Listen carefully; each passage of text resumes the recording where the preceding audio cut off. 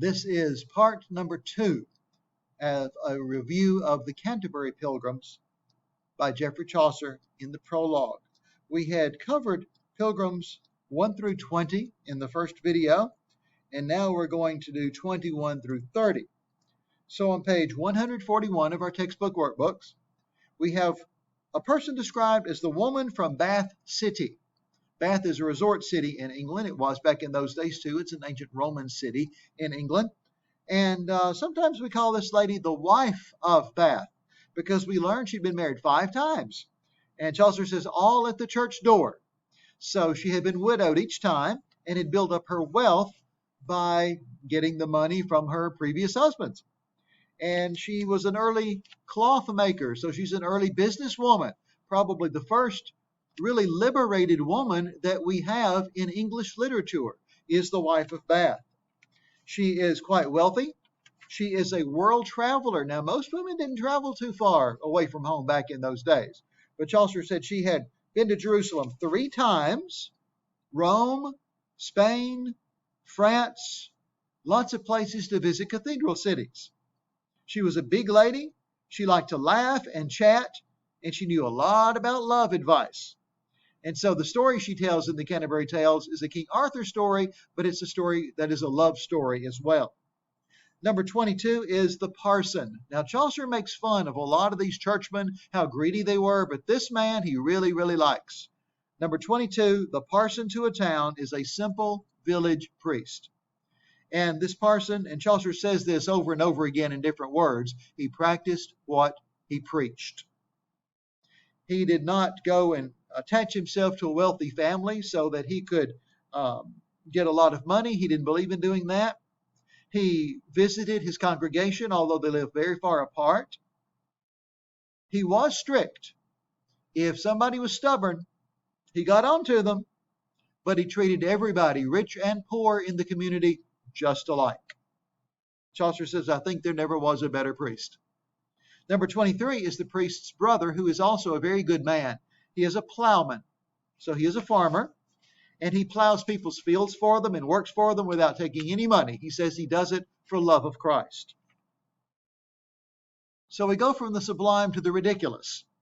Number 24 is our worst character in this whole story, and that is the miller. The miller is the man you bring your grain to be milled into flour. But this man's an old cheat.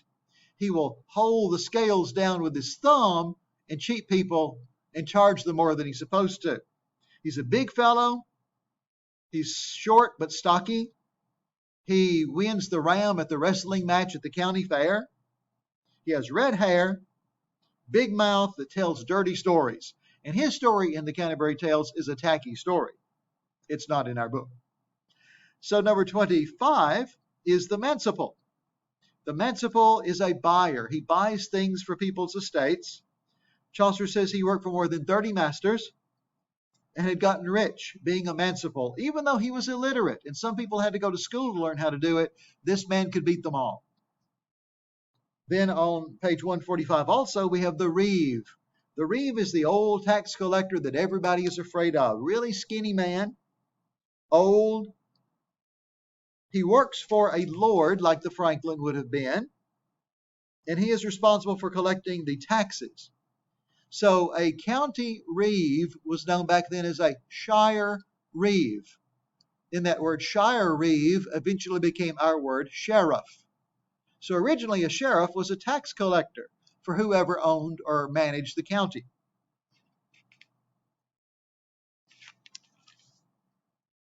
This Reeve, as a young man, had been a carpenter.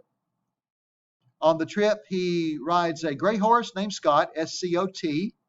He has a blue overcoat and a rusty sword, which means he doesn't have to use a sword. His reputation is his weapon, and everybody's afraid of him. Number 27 is a summoner. A summoner summons people to court, but this man worked for the church. The church owned vast estates, and so if you sued somebody, you could sue them in either church court or legal court. He has a very bad complexion. Children were afraid of him. He would get drunk, though, so he's not a very good representative of a church. And when he got drunk, he only spoke in Latin. And he does not know Latin.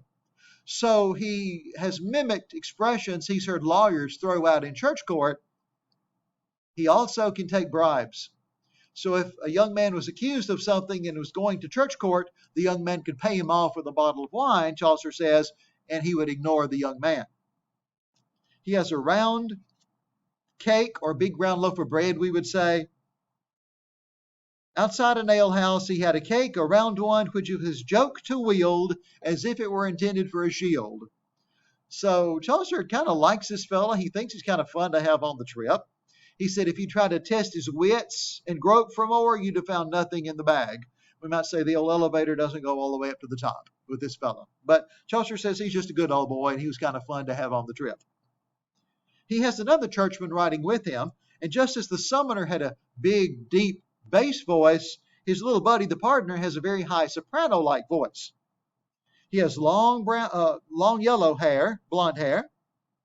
He sells pardons or excuses from sin. We call those indulgences. That's what the medieval theologian Martin Luther spoke out so against, was the selling of these indulgences. So this man has a license from Rome to sell these things to raise money for the church.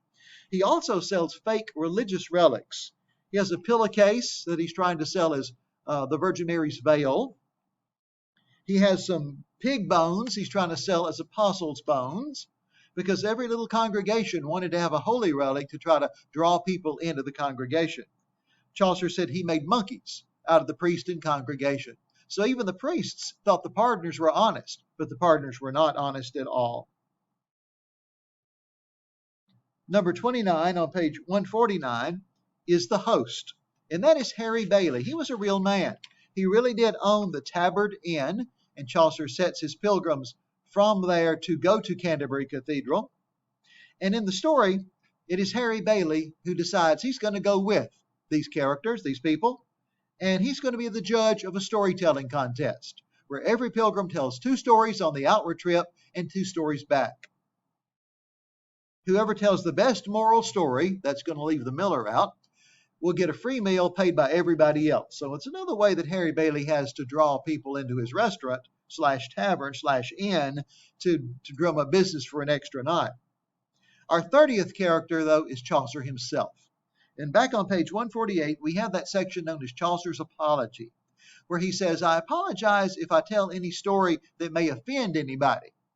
But I'm a reporter here, he says, and I'm bound to be truthful. He said, even the Bible has some very adult stories in it, and as you know, there's nothing there unfit. Which, of course, is full of irony, because Chaucer is the one making up these stories, or at least collecting them, and deciding which ones get in his book. So that's a summary of our Canterbury prologue, some brief descriptions of our Canterbury Pilgrims. Now, it's up to you to go back, read the whole thing, but use that as an outline so you kind of know what you're reading, okay? I did tell the class one story that's the Pardoner's Tale, and I'll make a separate video where I go over the Pardoner's Tale with you. Our new textbook simply has the prologue. It doesn't include any of the stories, but I wanted the class to know 1 or 2 of the Canterbury stories. So we'll do a separate video on the Pardoner's Tale.